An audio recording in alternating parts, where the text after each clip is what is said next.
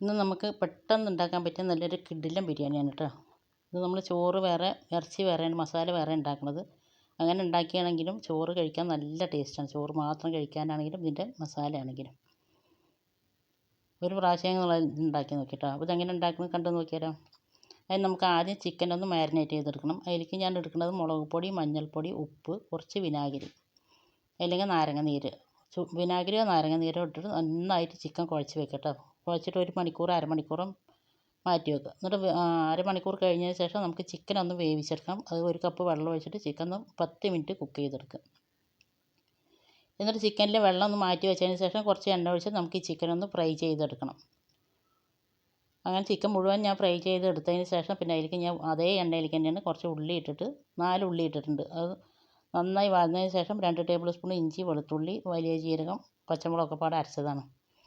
പിന്നെ കറിവേപ്പില ഇട്ടിട്ടുണ്ട്, തക്കാളി ഇട്ടിട്ടുണ്ട്. എല്ലാം വഴന്നതിന് ശേഷം നമുക്കതിലേക്ക് മല്ലിപ്പൊടി, മുളക് പൊടി, മഞ്ഞൾപ്പൊടി, ഗരം മസാലയൊക്കെ ഇട്ടിട്ട് നന്നായിട്ട് വഴറ്റിയെടുക്കും. പച്ചമണം മാറുന്നവരെ വഴറ്റിയതിന് ശേഷം ഫ്രൈ ചെയ്ത് വെച്ച ചിക്കനും അതിലേക്ക് ഇട്ട് കൊടുത്തിട്ടുണ്ട്.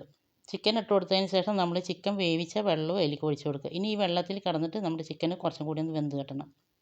ചിക്കൻ വെന്തതിന് ശേഷം കുറച്ച് കറിവേപ്പിലയും നെയ്യും ഒഴിച്ച് നന്നായി ഇളക്കിയിട്ട് ഞാൻ മൂടി വെച്ചിട്ട് ഫ്ലെയിം ഓഫാക്കി. ഇനി നമുക്ക് ചോറ് വെക്കാൻ കുറച്ച് ഓയിലും നെയ്യും ഒഴിച്ചതിന് ശേഷം സ്പൈസസ് ഒക്കെ ഇട്ട് കൊടുക്കുക. പിന്നെ അതിലേക്ക് ഒരു വലിയ ഉള്ളി ഇട്ട് കൊടുത്തിട്ടുണ്ട്, കുറച്ച് പച്ചമുളക് ഇട്ട് കൊടുത്തിട്ടുണ്ട്, ഇഞ്ചി, വെളുത്തുള്ളി, വലിയ ജീരകം, പച്ചമുളകൊക്കെ പാടെ അരച്ച പേസ്റ്റ് 1 ടേബിൾ സ്പൂൺ ഇട്ട് കൊടുത്തിട്ടുണ്ട്. അതിന് ശേഷം നന്നായി വഴറ്റിയതിന് ശേഷം വെള്ളം ഒഴിച്ച് കൊടുത്തിട്ടുണ്ട്. 1 കപ്പ് അരിക്ക് 1.5 കപ്പ് എന്നുള്ള കണക്കിനാണ് ഒഴിച്ച് കൊടുക്കുന്നത്.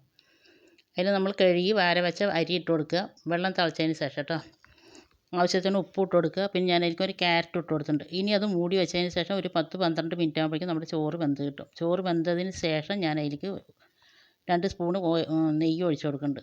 നെയ്യും കൂടി ഒഴിക്കുമ്പോൾ നല്ല ടേസ്റ്റാണ്. എന്നിട്ട് നന്നായിട്ട് ഇളക്കിയതിന് ശേഷം നമുക്ക് ചോറ് വിളമ്പാം. ഇതിൻ്റെ ഫുൾ ഡീറ്റെയിൽഡ് വീഡിയോ ഞാൻ നമ്മുടെ ചാനലിൽ അപ്ലോഡ് ചെയ്തിട്ടുണ്ട്. അത് ഞാൻ ഇതിൻ്റെ താഴെ ടാഗ് ചെയ്ത് കൊടുക്കാം കേട്ടോ. കാണാൻ താല്പര്യമുള്ളവർ കണ്ടു നോക്കി.